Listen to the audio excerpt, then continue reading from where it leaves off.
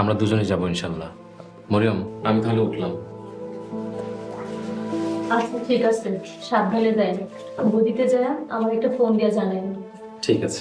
ভাইয়া চলো, আমিও তোমার লগে গদিতে যাবো।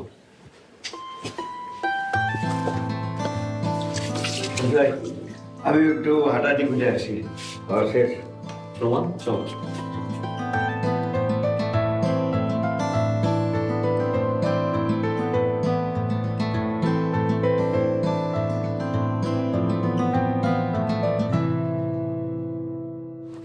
মরিয়ম, আজ তোর মার লেগে কি রান্না করবি?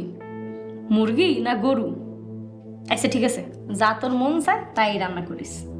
আপা, কাল মাত্র মেয়েটার বিয়ে হয়েছে, এর মধ্যেই রান্নাঘরে পাঠাইবেন? আর কয়েকটা দিন যাক। মা, তুমি আমার ঘরে চলো। মারে, নাস্তা খাওয়ার পরে আমার 1 কাপ চা